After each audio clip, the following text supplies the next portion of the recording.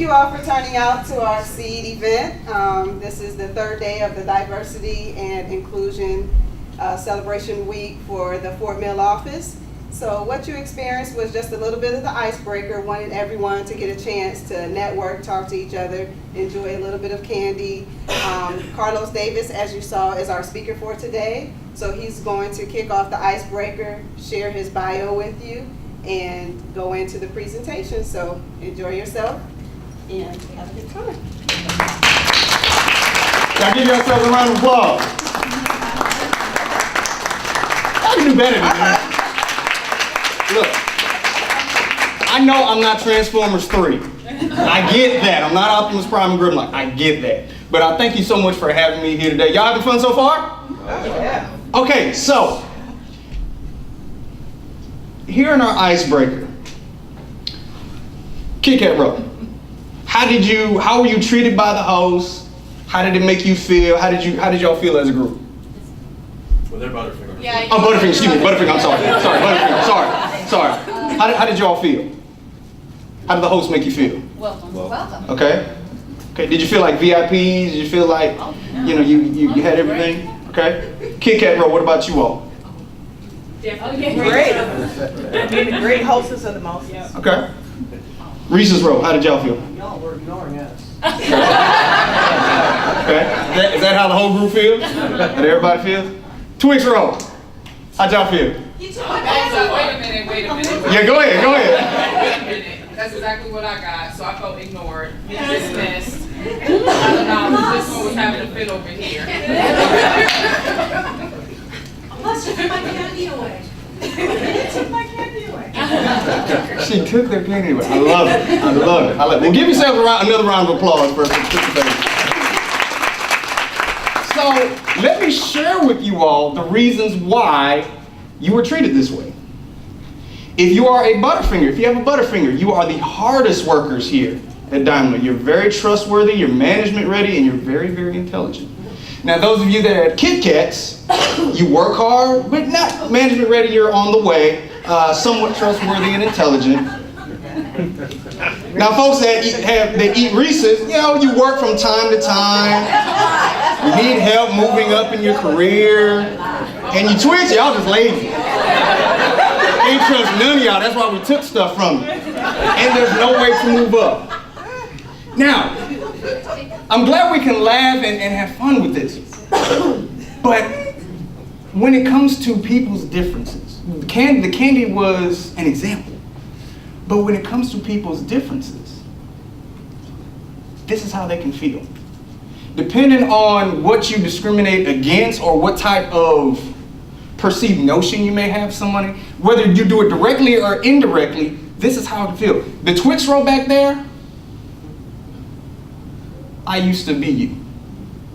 I felt like you at one point in time in my corporate career. Not because I liked a particular candy bar, but because of who I was, because of the color of my skin, because of the way that I worked. I was treated the same way we treated you all today. So I wanted you all to experience both ends of the spectrum and understanding how we relate to diversity and why diversity is important.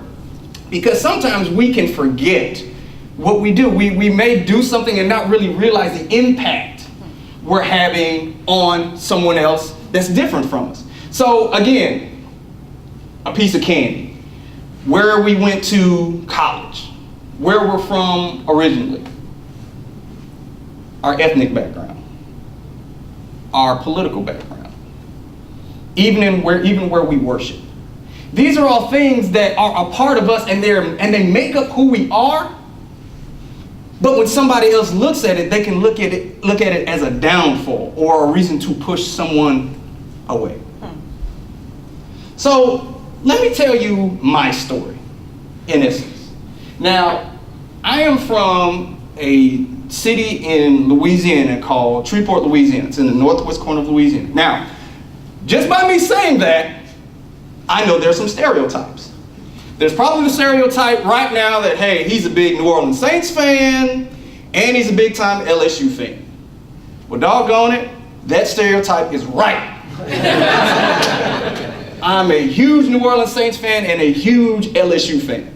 Now, with our community, we're a very, very diverse community. Maybe not as diverse as a Charlotte, North Carolina, but we were very diverse. We embrace diversity. So it didn't matter what your ethnic background was, we pretty much embrace you. So it didn't matter where you're going shopping, going to school, we pretty much embrace diversity. Now, for me, I'm a little bit different story because I am multi-ethnic, I am multi-racial. So again, the red flag goes up. I know there's somebody out thinking, what in the world is he then? So I'm gonna let you guess what my ethnicity is. And again, I won't be offended. I've been called any and everything over the sun. As long as you don't call me collect, I'm fine with it. See, those of you who laugh just told your age. Because those of us those that are younger, I give that joke at college, they're like, I don't get it, I don't understand what you're saying. So, who wants to guess my ethnicity? Who wants to guess? It's not gonna offend me. Whether you're right or wrong, it's not gonna offend me. Yes, ma'am. Hawaiian. Good guess, but no. I get that sometimes, yes. Dominican. Get that a whole lot, but no. Yes. Native American? You're the first one. Anybody else? Go ahead. Who? I Somebody? would be cheating, I think I've already heard, so. Okay, well, I was yeah. gonna go with Cajun since you said Louisiana. French. That's part of it. That's part of it. French. No. Some South American, Chinese. South American. You could be playing soccer right now. Like that. Call me Ronaldo. My ethnicity is African American, Filipino, and Spanish. Now, the Spanish, I actually just learned about a couple of years ago. My grandmother has passed on, but we did some genealogy research and found out that my grandmother is actually part Spanish. So I actually fall into those three categories. So for me, when I was growing up, when I walked into my classroom, when I walked on the basketball court, the football field, they didn't say, oh, well, there goes the black Filipino Spaniard. They were like, no, there's Carlos, that's Carlos. And that's how we all want to be treated, that's how we want to feel. So in our community, we embrace diversity. I went off to the University of Louisiana Monroe, which is about an hour and a half east of Shreveport. And that's where I went to college. And even in that school, they embraced diversity. We rarely had any racial conflict. Some other schools did, some other parts of Louisiana did, but we were one of those schools that we embraced each other. We embraced diversity. So, given my background and given where I come from, I've always embraced diversity. I've always embraced different faces, different cultures. Now, I graduated from University of Louisiana Monroe with an IT degree. And of course, like any guy, I was excited. But in addition to that, I got my very, very first job right out of college. And I'm thinking in my head, ooh, I'm gonna actually making some real money. I'm gonna be on my own. And I got my very, very first IT job with an itty bitty teeny tiny company. I don't know if you've heard of it. Maybe you have, a little company called Walmart. Oh yeah, I've heard of Walmart. So I had the grand opportunity to work for the world's largest retailer in one of the world's largest IT departments. And I said, I have made it. I'm gonna make it. This is my way out. There was just one caveat. I had to move to Bentonville, Arkansas. Be careful what you say. Where you from? Hartford, Arkansas. Okay. Where is Hartford? Exactly. It's almost on the borderline of Oklahoma. Population. Oh, so you're heading east. Is it like close to? It's literally a town. There's It's not like near Tawnytown, or is it further south? See, I have to ask these questions, living in that area. It's like as far north as you can get in the corner. Okay, so you're up that way. Okay, so I would have to go further. Okay, I know. Okay, yeah, small town. 700 people. Yeah. So so she can relate. Now some of what I say, she will actually relate to this. Now, has anybody besides her? Has anybody ever been to Bentonville, Arkansas, or experienced Bentonville, Arkansas before? Really? I heard about it. Seriously? It was quickly. Oh, she just passed through. We lived in North Little Rock for about 10 years, so we would travel that area. She went to North Little Rock. My wife is from Wrightsville. Lived there, but not from Okay, well, I mean, look, I live here in Charlotte, but I'm not from here, so yes, so you experienced that.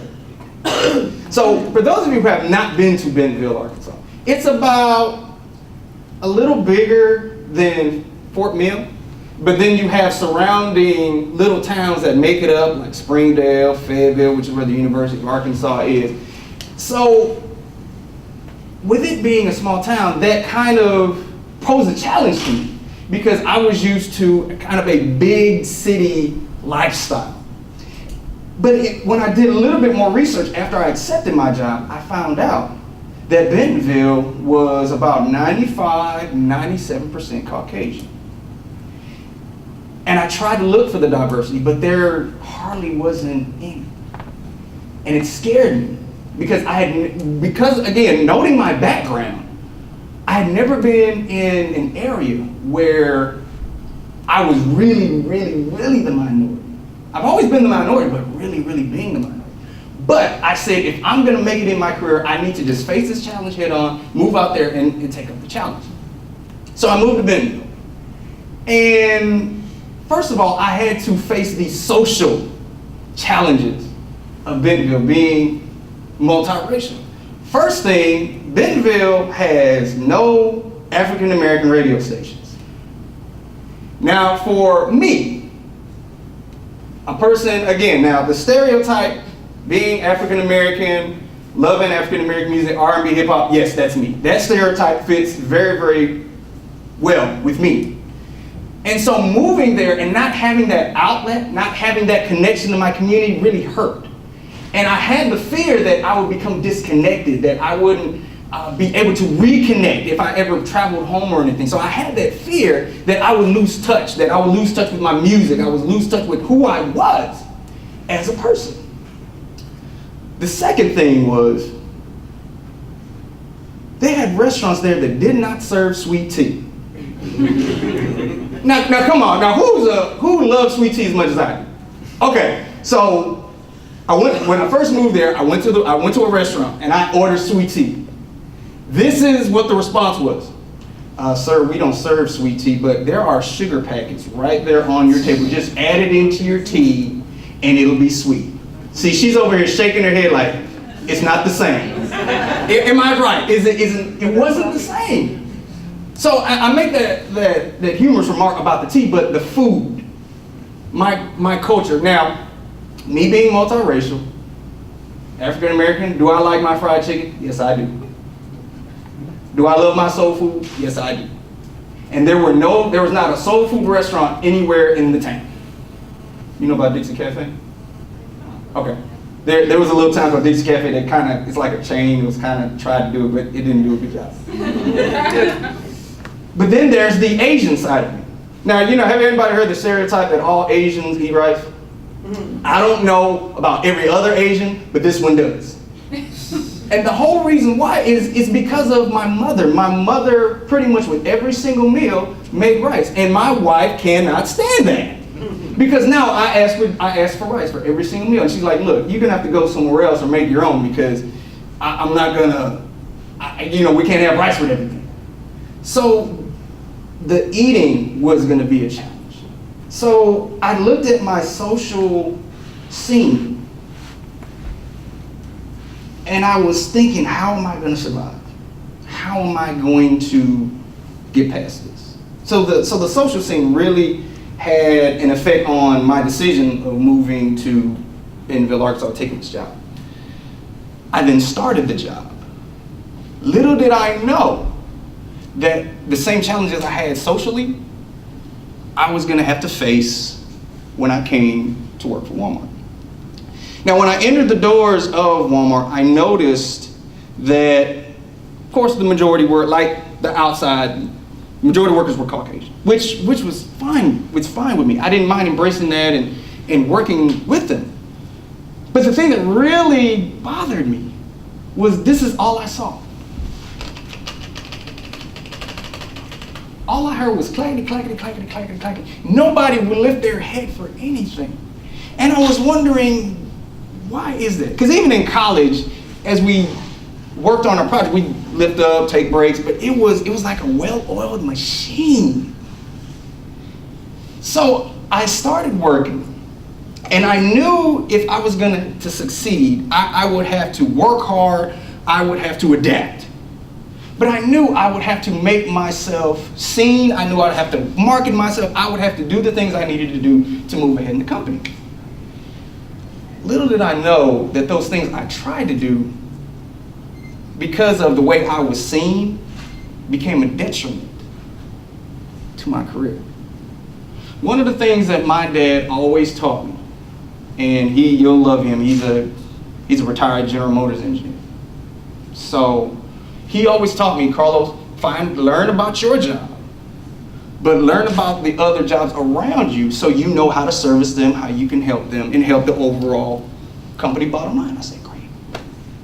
So I started talking to people within my team, outside of my department, and learning everything that I could, and asking people for advice and asking them how do you do your job? How does this work? How did you get started? How did you become a success? Now, the majority of the people were pretty helpful in giving me what I needed to know. But there was quite a few of them that when I asked them those questions, they looked at me like they had daggers in their eyes. And I didn't understand it. I'm like, well, I didn't think I said anything wrong to you. Come to find out, talking to the others that were willing to help, said, hey, because you're young, they think you're trying to take their job. And I said to myself, well, that's not my intent.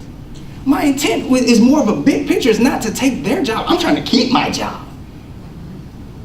So my thought process was, if I help them, then we'll be all good. But they thought that I was trying to take their job. I then talked to my manager. Another thing my dad taught me was, hey, work closely with your manager. Be proactive. Work on the projects that not only you're assigned, but if there's some things that are on the horizon that you can work on, go ahead and do that. I said, great, I do that too. So I went into my manager's office one day and said, hey, my project's going on great, but hey, I know there's some things coming. Let me work on those. I would like to take those on. He said, no. You wait until I tell you to do something. Just follow my lead and all will be good.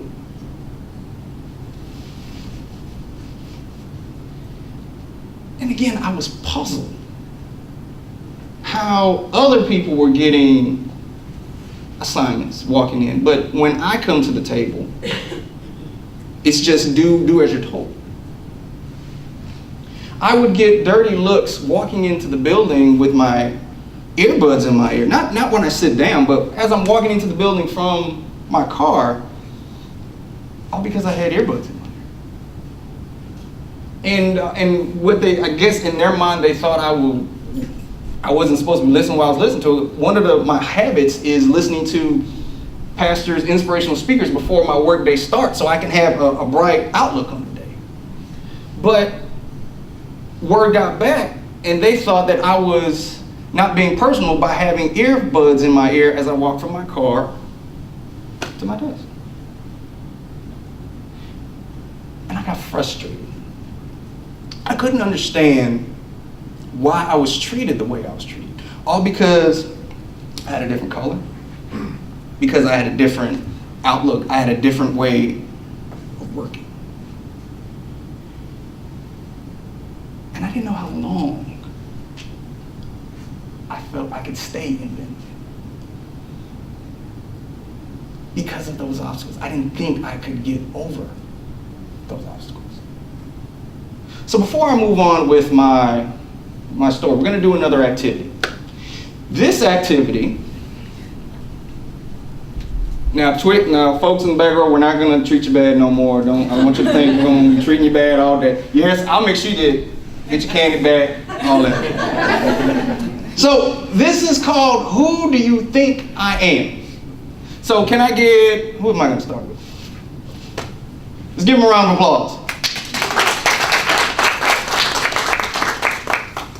So, I'm going to do a quick interview. Stand behind the podium.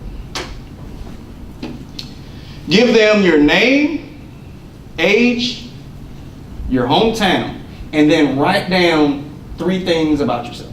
Okay. My name's Sean Murphy. I'm 44 years old, and I was born in Erie, Pennsylvania. Didn't grow up there, but that's where I was born, so that's right. Okay.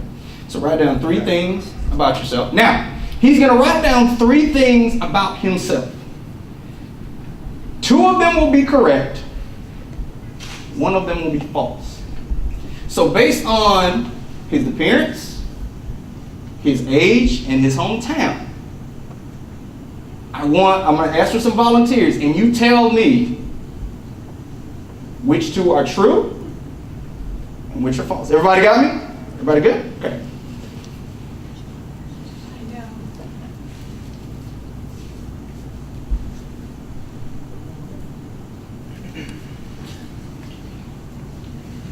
Take your time.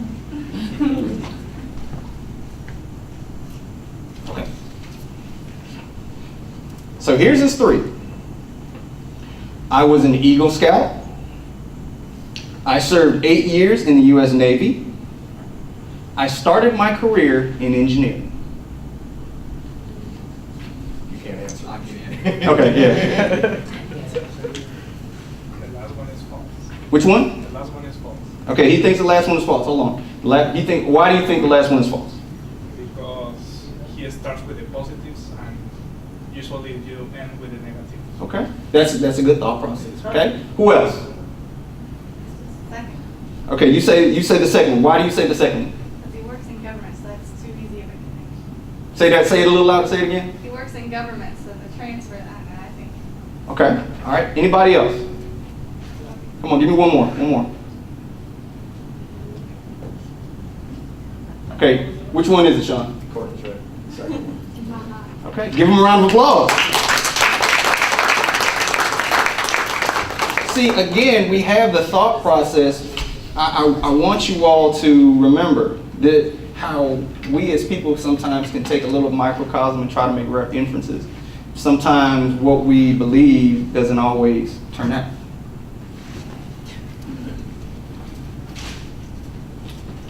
All right, so he's going to give his name, age, hometown, and write down and 3 things about himself. All right, my name is Marcus Gravely. I am 29 years old, and I am from Canton, Ohio. You can visit Canton, Ohio. Should Pro Football Hall of That's Fame what I'm is saying. there. And the Canton PBC's there. I gotta go there. See, Buster's some of my favorite players. You're not an Ohio State fan, OH. right? Oh, come on. Ohio. I got buddies from Ohio. When I bring up Ohio State versus LSU, they don't talk to me too much. All right. I knew that would get him. I knew that would get him. Are y'all having fun? Y'all getting a lot out of this so far?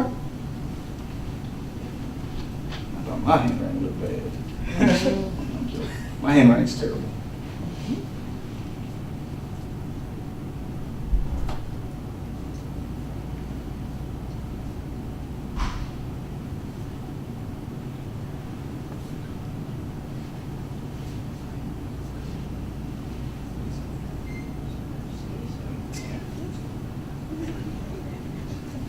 Okay, thanks, sir.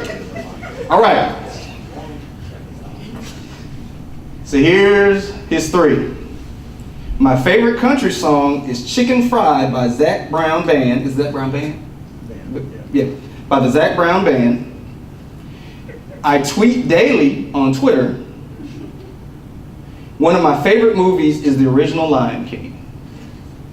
Which 2 are true and which one is false? I think the tweeting is wrong. Okay, she thinks the tweeting, and why is that? I don't know, I don't see him walking around on things. Okay. I have 2 phones.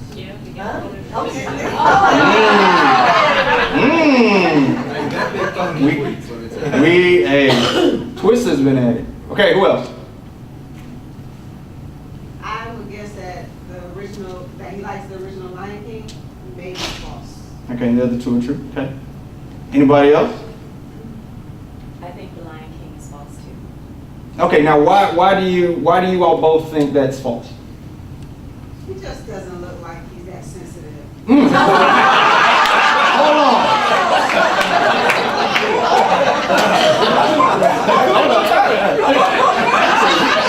She just said he don't look hard in that movie. So now, okay, hold on. Let's talk about this now. Say that one more time. Doesn't look like he's that sensitive. Okay, so all right, let's get serious. So how does How do you need to look to be sensitive? So I'm sorry, what was your name? Homer just said, I'm sensitive because I got this flower on my jacket lapel. So you're not sensitive enough. I guess I'm sensitive and I'm watching Lion King and Little Mermaid and all of this. Anybody else want to give you those are two? Now, I'm sorry. So why do you think? And you can't use the same answer. No, I was relating it to having a child, and I think that Marcus is still single, so. Very good inference. Okay. Anybody else? One more. Anybody else?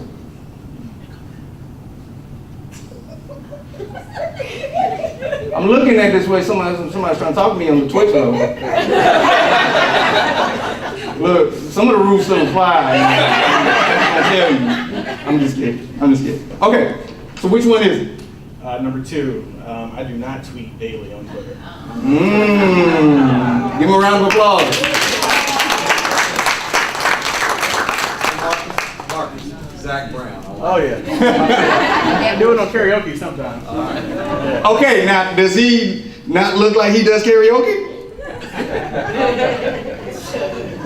But it's interesting again how we take a person's look and we can try to relate it to an activity, and a lot of times it can be false.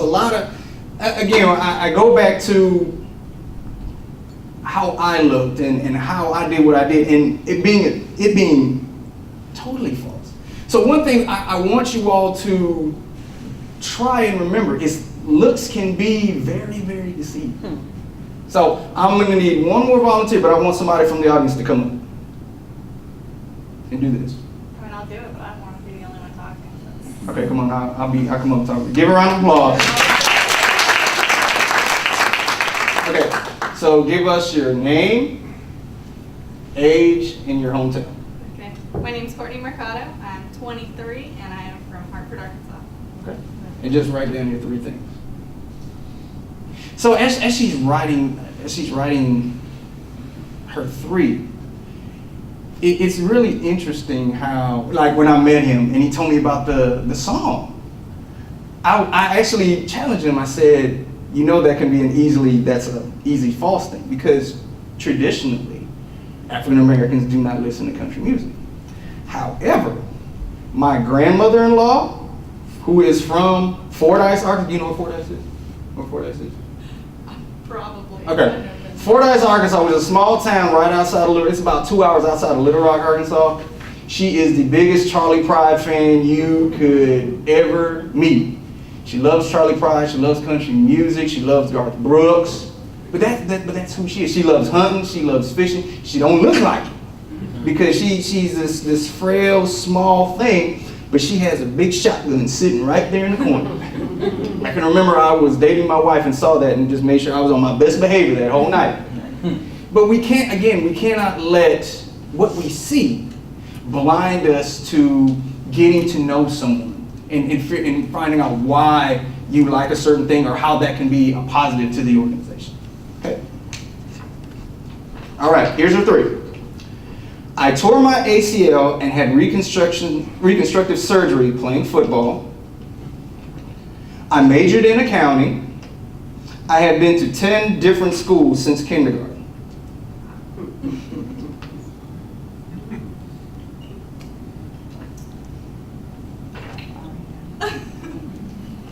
Yes. You raise your hand, please. Raise your hand. 10 different schools is false. Okay, you say 10 different schools is false? Okay. I think the first one is. The tore my ACL and reconstructive surgery playing football? Playing football. Okay, why? I mean, I know she has some things going on, but I don't think it was through football. So what type of things you talking about? She's all righteous. Okay. Now, why did you say you're 10 different schools? What was your reasoning thought process behind the 10 different schools? I heard a lot of talk about Arkansas, and that she knows a lot about Arkansas, so it sounded like she'd been there for a while, not moved around a lot, but kind of, stayed there. So that's when you think it's false, the ACL. Somebody else? I think the third one. Okay, 10 different schools. What's your reasoning behind that, Tanya? Because the first one you would think that's not true, so that's why I don't think I Very good thought process. don't know why. I'm not sure about accounting. accounting, but I think that one is more true than the last one, for 10 different schools. So I'm going to, and I'm gonna go ahead and jump in. Anybody else? Anybody else have a guess? Anybody? Okay. I'm gonna say accounting. All because I know there are like women league football. Like I played in co-ed leagues of football. So I've had female colleagues of mine, you know, Terry sells different things, and even though she's been in Arkansas, it just seems just kind of out of whack to be 10 different schools. I'm saying the accounting. So which one is it? I did major in accounting. So I was right. So I was right. Give her a round of applause.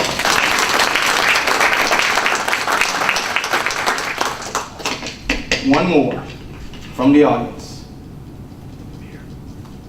This color right here. Right here. What? You know what? I'm gonna tell you, y'all Twix folks are ruthless. This is why we put y'all back there. Because y'all just volunteered. Come on, Gabe. Go ahead, Come on, Gabe.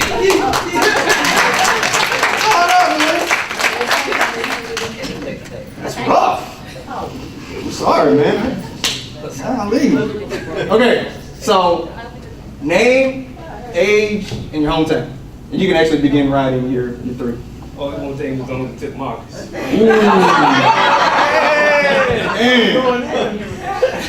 Just best. Tell the truth about the age. Who said that? Hold on. It's funny, you know, we didn't plan who now keep this in mind. Who we put in the back row was very random, but then you kind of see how it just all plays together. And then the other side is getting up on this. Okay, go ahead. Name, age, and hometown. So my name is Keith Tate. I'm 47. I'll be 48 next week. My hometown is Gastonia. Okay. Gas. All right. Yeah, he asked me that I know something about gas. Look, I've only been in Charlotte about 6 years. But, you know, I get a chance to learn the culture, learn, you know, what's what here. So I know a little something about gas. And I haven't been out around. So I get it. He's actually right, because he's already on number 2 while you were still on number 1 right now. I think I had fun with that first one. You're going to have fun with that third one. That back, look, I'm gonna tell y'all right now before I even say this back row is gonna light into him. I'm just gonna let you know right now. Okay. Here's his 3. I have 4 children. I play soccer. I weigh 220 pounds. Didn't tell you, the first one to laugh. All right, come on now. The first one falls. Okay, well, why do you say the first one's false? I don't remember who mentioned you for kids. So knowing him, just kind of that reference. Nothing outside of that. Can't tell you all my business.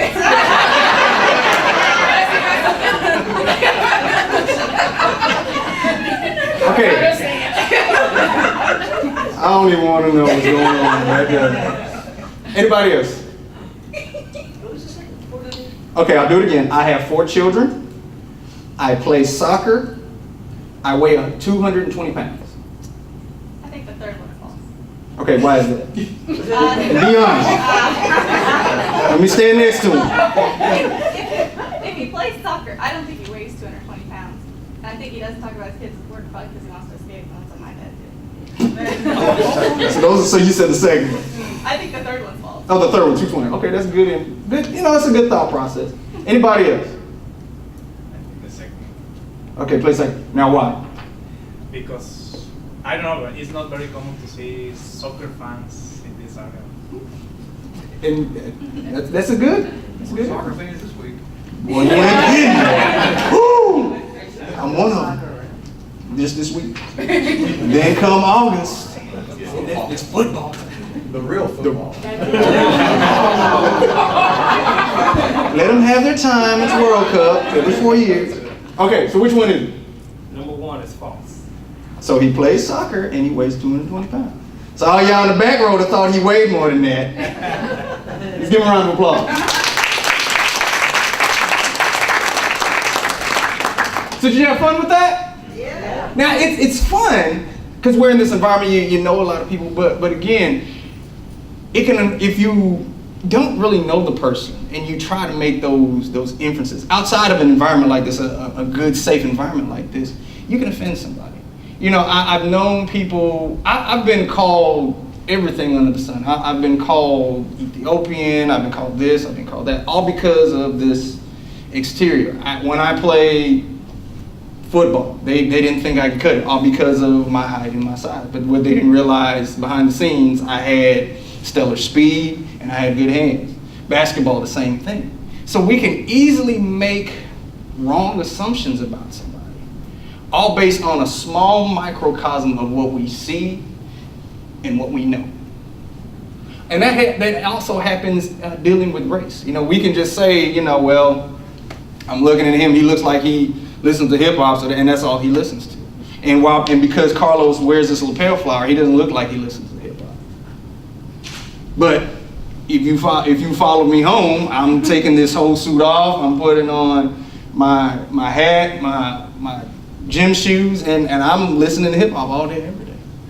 So again, we need to be cognizant of when we're meeting people and interacting with folks on our job, that if we don't really know them, really understand the whole story behind that person. So back to my story.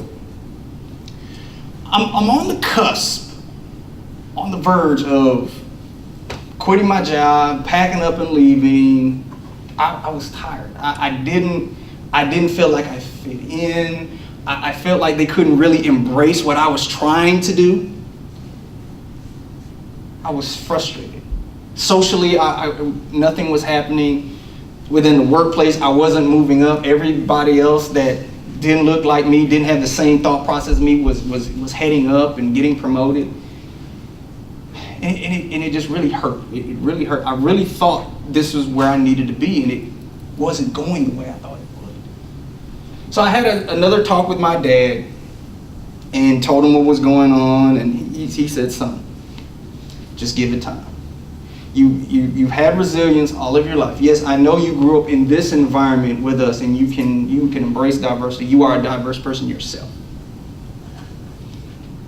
But be the pioneer in showing them what true diversity can bring to the table and how it can help them. So I laid in my bed and I thought about that. And I sat there, I said, so I can be a trailblazer and really show them what I have and show them how, by getting to know me and understanding my thought process, how we can make us a better team, a better company, et cetera, et cetera. Or I can go home and be comfortable. So I took up the torch and I said, okay, I'm gonna make a change. I started with my social scene, because to me that was the easiest thing to fix. So with the whole music thing, Sirius, well actually it was, back then it was Sirius and XM. There was two satellite stations. Now they're the same company now. So one of the things that I did was I invested in Sirius and XM radio. And that helped me stay connected with the music, stay connected with my community, so that helped.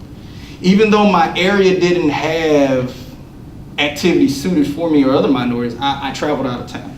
Where I lived, Little Rock was about 3 hours south, Kansas City was 3 hours north of me, Oklahoma City was about 3 hours to the west. So that is where I went to go to cultural activities, museums, all of those things to keep me connected to my culture. So then I felt like I still stayed connected. Even though it wasn't around me all the time, I still felt connected.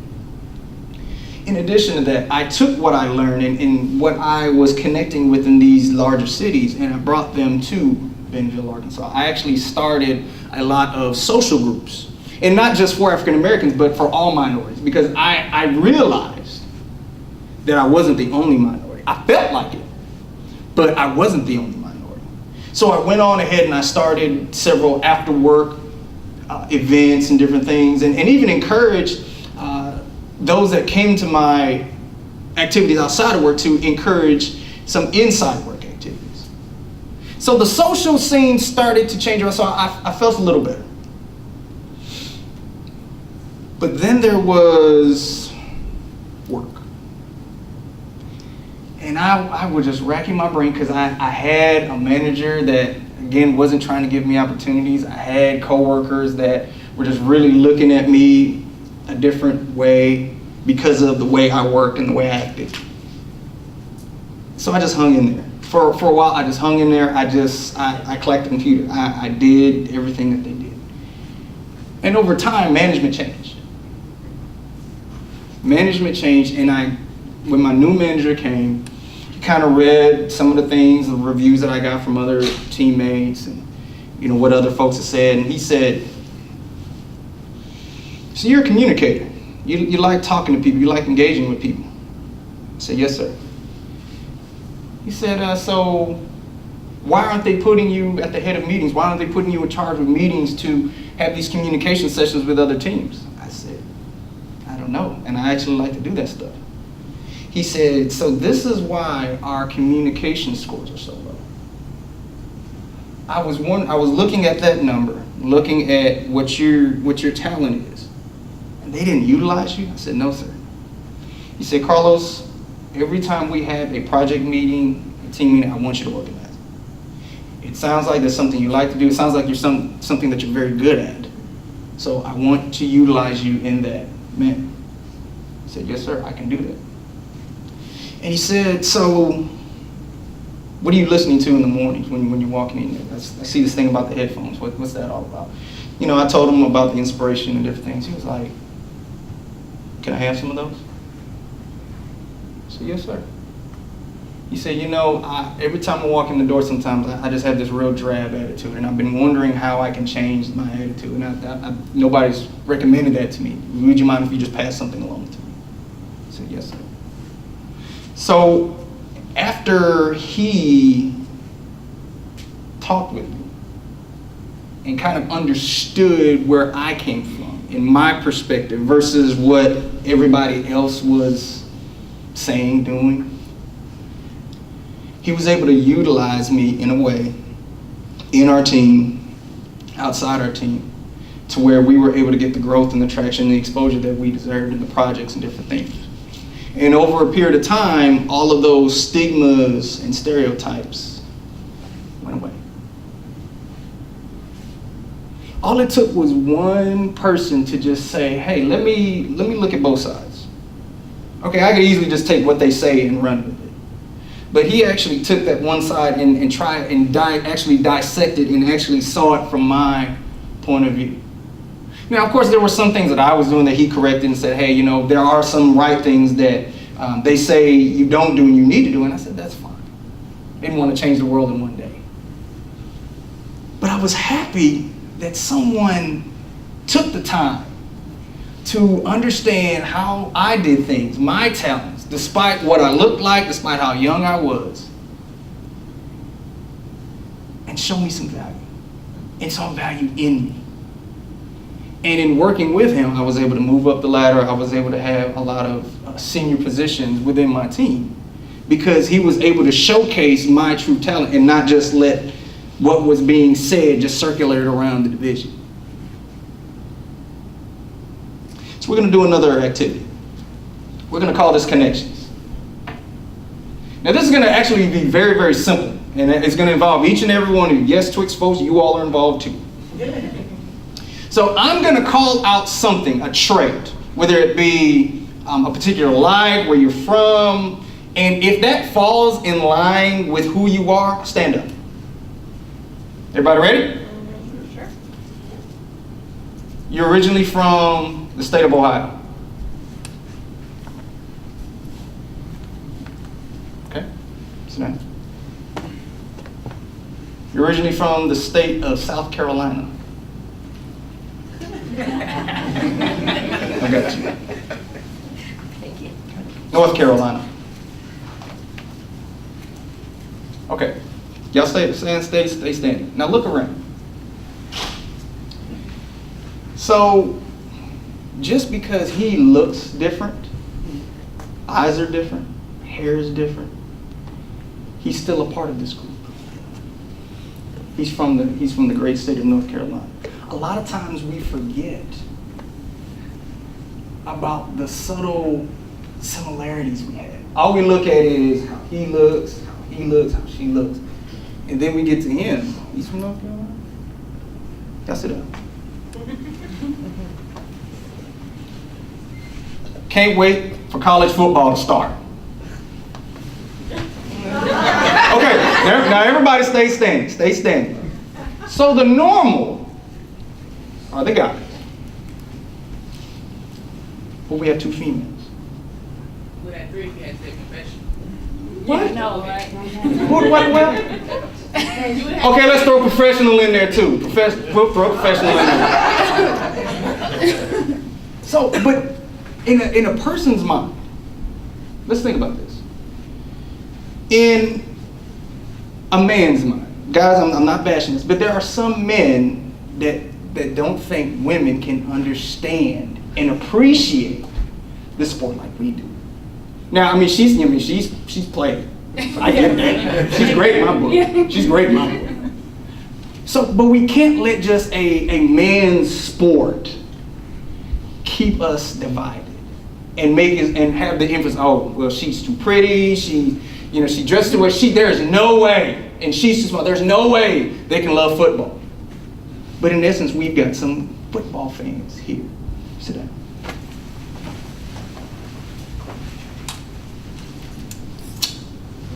Love sweets.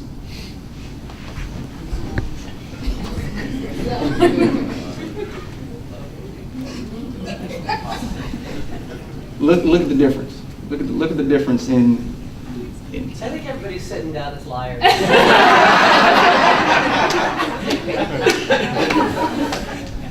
Well, okay, let's go with that. Why do you say that? Why do you say that?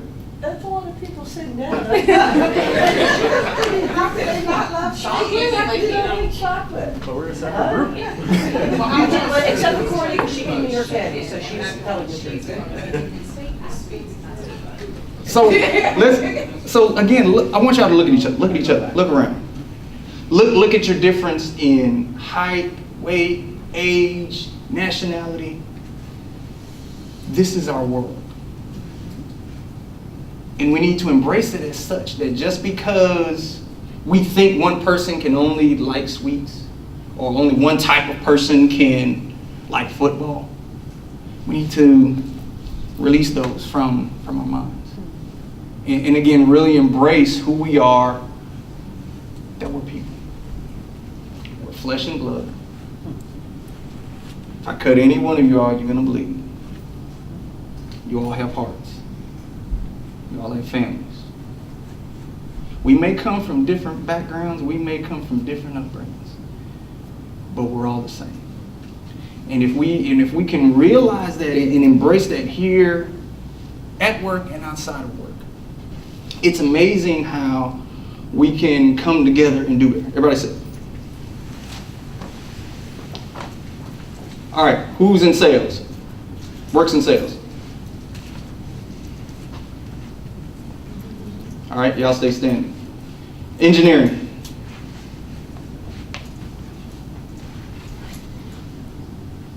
HR.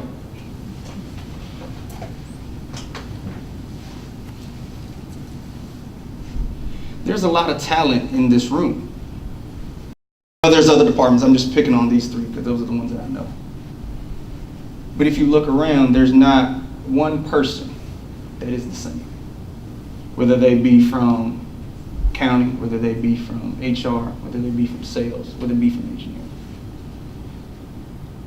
And each one of you is talented. Each one of you is special. Each one of you brings great value to your workplace, to this job. What I challenge you to do is not only see that in yourself, but see that in the people that you work with. I know when work gets a little, y'all go ahead and have a seat. Go ahead and have a seat.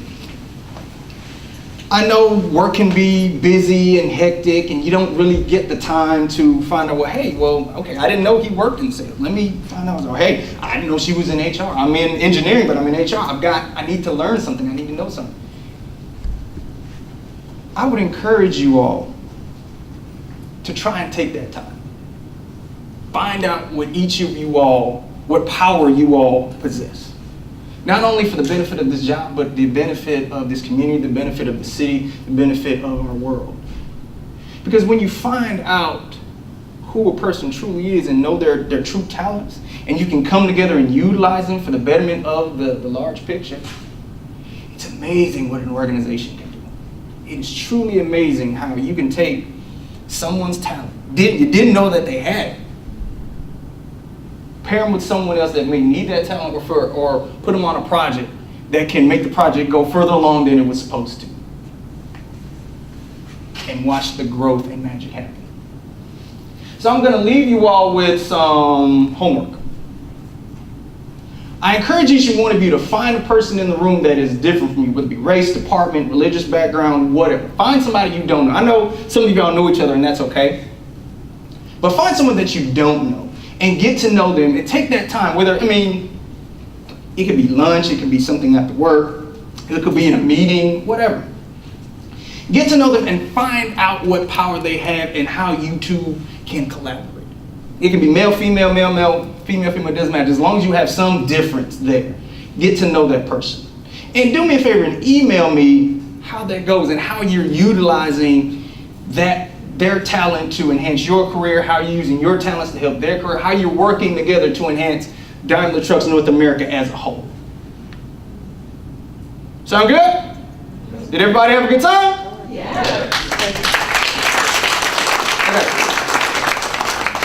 I'm going to end with this. I need a male volunteer and a female volunteer to come up here. I'm not going to make you talk. Okay, I'm going to start volunteering people in a minute. All right, let me get a female. That chair's too hard on Mike. Cool. Okay. Y'all stand back to back. All right. What I want you all to do is to call out the differences between them. So go ahead and just start blur. And as you hear something that's a difference, start walking away from each other. Okay. Go. And Height. Height. Okay. Colors. Okay. What was that? Okay. Gender. Keep going. Facial hair. Shoe size. Facial. Okay, stop. Looking at differences and focusing on differences can easily set us apart. Now, I want you all now to give how they're similar, how they're alike. Can we turn around? Yes, you can turn around this Can we time. just guess? Can we just guess? Things like they both wear shoes, that's one thing. Same company. Same company, okay. We both got on clothes. Say that again. Both got on clothes? Both got rings on their married. Keep going. Rings on their Both married, okay. All right, right there, stop. Look, I don't want HR kicking me out of here for some inappropriate stuff. But can't we see how, when we focus on similarities, how it brings us together? So thank y'all so much for allowing me to be here. I thought, y'all can sit down, give me a round of applause. So I hope this opened your eyes just a little bit on how to embrace diversity in your workplace, but also in the community, when you're meeting with people, because we live in a very, very diverse community. It's amazing how diverse Charlotte is, and I just hope that this really opens you up to the possibilities of working with each other and collaborating with each other, but also embracing others as they are recruited here and see how great a company it is to work for in Daimler Trucks North America. Family, thank y'all so much, and I appreciate it. Any questions? I'm gonna turn it over further. Any questions? I don't know. Can I take questions? Oh. Oh, come on. You can take your question. Okay. Yes, sir. Can I have my candy bar now? Yes, sir. If you have candy and you have not eaten it, go ahead and eat it. I know somebody was going to ask that. What questions do you have for me? Yes, ma'am. So you talked about your experiences with Walmart. Mhm. How long did you actually stay there through that career before you moved on? I actually stayed there about 14 years. About 14 years. I stayed a mighty long time. And I still stay in touch with them. I still do work for them from time to time. I mean, still, once they were able to kind of bring in some leadership in that particular division and kind of see what it meant to have diversity initiatives, it just improved. And I actually helped out with improving some of those things. Yeah. Yes, ma'am. So what was kind of the opening door to go from I'm working in IT to doing motivational stuff like that? I was asked this earlier. It was actually an accident. I was doing some entrepreneurial things, and I'd done a couple of franchises, and in one of the franchises, I had to begin training other franchisors. And in that, people were kind of taking notice. The company was taking notice and saying, "Hey, we need you to do these trainings, these things." And I said, "Okay, I'll do it." And I wasn't getting paid for it because I was a franchiser myself. My revenues were coming from being a franchise, so they were like, "Just do it to be exposure and all those good things." And then when I moved here, I had to do those same trainings and different things. And when a friend of mine said, "Hey, I know you speak very well. I think this is great. I've got an event coming up. I would like you to speak there." There was a lady in the audience that really enjoyed what I did, and I'll never forget what she said. She said, "I hope they paid you." And I was like, "I can get paid for this? Can you tell?" And so that's how but then she took me under her wing and taught me the speaking business, and that's how I got into it. Somebody else had a hand. Go ahead. She asked a question. Okay. Good. What other questions? Corinne? Well, I hope you all enjoyed Mr. Davis. Oh, one last thing. I'm gonna hand you all a survey. I know the movie things today and different things. If you can, this is for me and how well I did, so I can continue to have our company do better and different things. If you have the time, fill this out and just return it back to me, just so we can get the right feedback from you all on how we did. So, and if you just have to run, go ahead. Thank you. I'll take that. And if you have to run, just fill it out when you can and hand it to Corey if you just happen to have to leave early. So we just wanted to thank everyone for attending and supporting SEAD's event today. And Sorry, my bad. Sorry. Forgot I had it on. And we also wanted to let you know that Mr. Davis will be here for about an extra half hour if anyone would like to get his business card. He is local here in the Charlotte area, so if you remember on the little flyer, he does offer professional development, coaching, and different aspects that will also support SEAD's initiative that promotes growth and professional development on a career basis or personal level. So I'm sure he will be able to give you his business card or personal contact information to work with him. Also, I'd like to acknowledge all of the SEAD members who helped put this together and to participate. Please give them a round of applause, please. And I also wanted to acknowledge Waleed here, who came all the way from the Portland office to participate and to support us as we kicked off this day. So, Waleed, I'd like to welcome you. And we have goodie bags in the back. So everyone who may not have gotten the candy that they like or want some more goodies, the people who like sweets, please feel free to grab a goodie bag on your way out. Before the Twix people take them. And there's a little information card about SEAD in that bag as well. So if no one has any other questions, we will go ahead and dismiss you all to network with Carlos and grab your goodie bag. Thank you. Thank y'all very much. Thank you.